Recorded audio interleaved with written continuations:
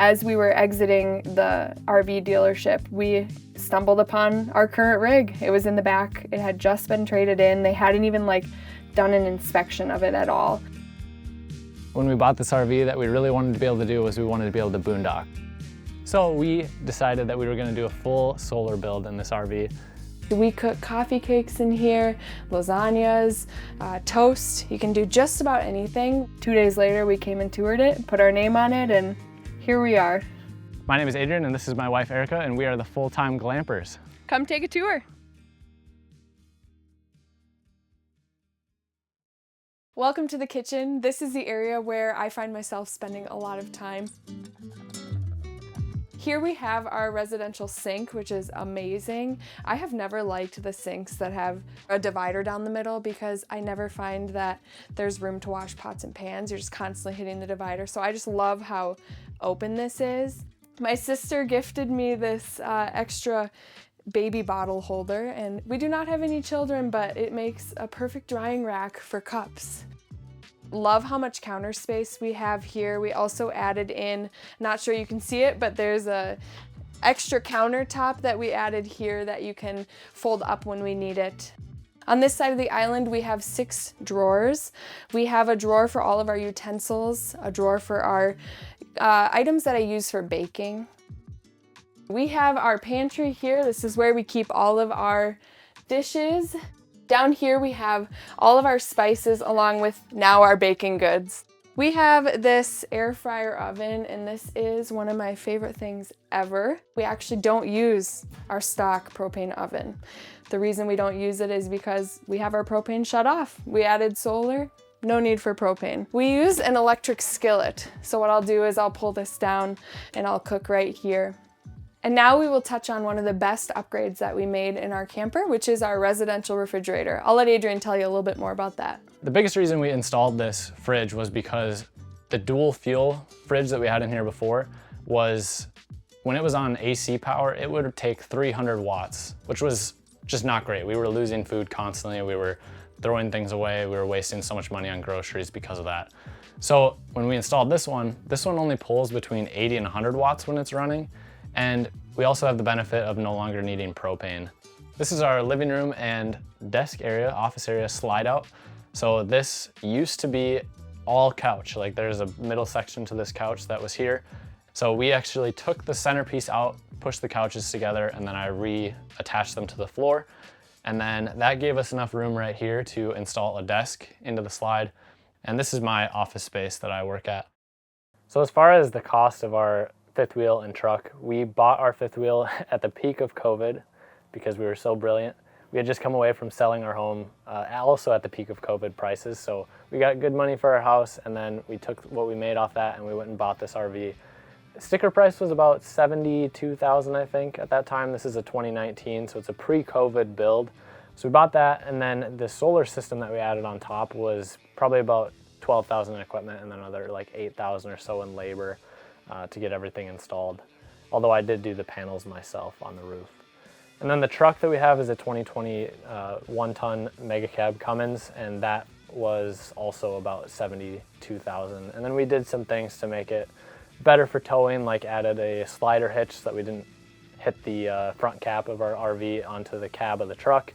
And then we also added a 50-gallon fuel tank onto that versus the factory 32-gallon. So those are some nice upgrades that we made to that. Welcome to our toy hauler garage. This is our dining area where we play games together, we'll eat meals together. We like to host people and sit around this. It's nice for 4 people maximum to sit and play games. Above the dining area, we have a queen bed that comes down. So we can sleep technically 4 people back here between the queen bed, and then these chairs will roll forward into another queen bed. Over here, we have my wife Erica's desk. She works here during our corporate jobs 40 hours a week. She's lucky she has the dual monitor setup. I only get 1 monitor. And she has great views out both sides of the windows. And then over here we have a half bathroom, which we mostly use for storage. And then down low here, this is where we end up storing our bikes. We take the front wheel off, we put the bikes on the blocks, and they ride here whenever we're driving. Coming to you live from the shower. This is actually a fairly good sized shower for an RV. We have a bench here. My husband and I are both almost 6 feet tall and we fit just fine in here. Never feel like we're compromising with the shower. In here we store all of our excess towels, extra toilet paper, garbage can, anything like that kind of tucks in here nicely. Don't have to move any of that on travel days. Here we have our sink like any other bathroom, and then we have extra storage here where we can keep extra items like toothpaste or floss, anything like that. Up here is our medicine cabinet, so we keep all the things that we use daily, as well as lint rollers. We do have a husky, so constantly having to lint roll our clothes. We have 82 gallons of gray water tanks on our camper, and then we have 82 gallons of black water. And then we also have 94 gallons of fresh water, as well as a bag where we can transport water in from different sources in the area so that we don't actually have to move our camper to refill our fresh water. Typically, our tanks allow us to go about 3 weeks without having to dump.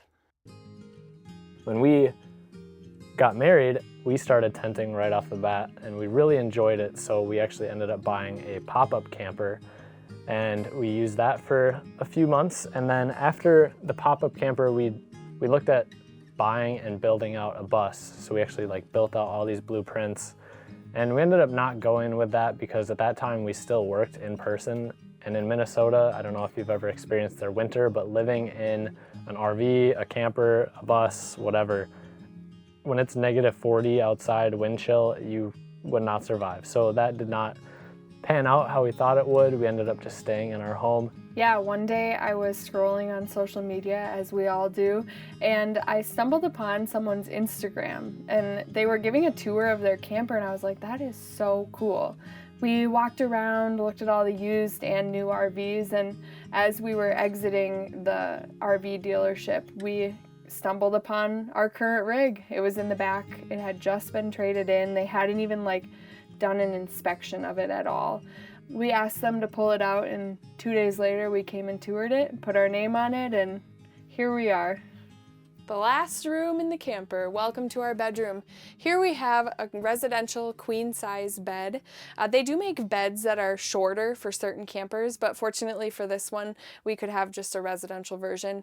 So we both said that we could have 30 hangers when we moved into this camper.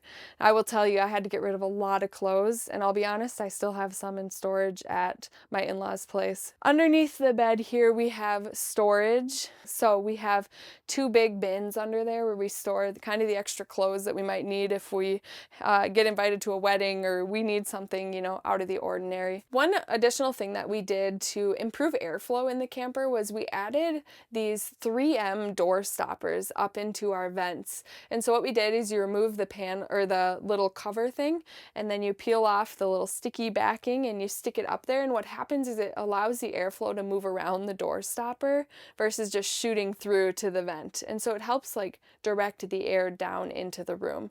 And we found that that has been super helpful for getting airflow just throughout the whole camper. We got 2 Victron 2400 watt inverters, 3000 volt amps in parallel. So those run line 1 and L2 of the RV. You might be able to hear this one kicking off and on right now. The air fryer's running, making some lasagna for lunch. Up here we have our solar charge controllers.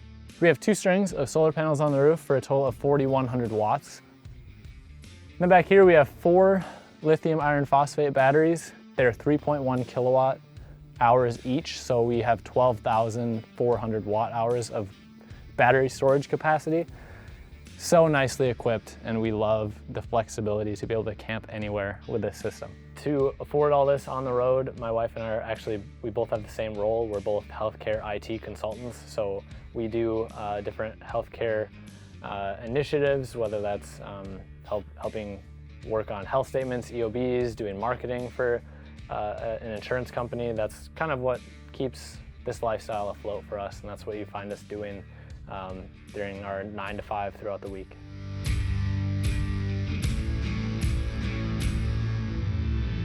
If you are considering living this lifestyle, whether that's a van or a bus or an RV like ours, I would say the biggest thing is just go with the flow. Community has always been big for both of us, and it was extremely hard to leave our family and friends behind, but we can always rest assured knowing that we can go home whenever we want. There are airplanes if we don't want to drive our home in the snow. There's give and take with this lifestyle, and you have to just decide what is valuable to you to take with you and what's not, and what creature comforts are you willing to give up for the awesome experiences that you get while on the road.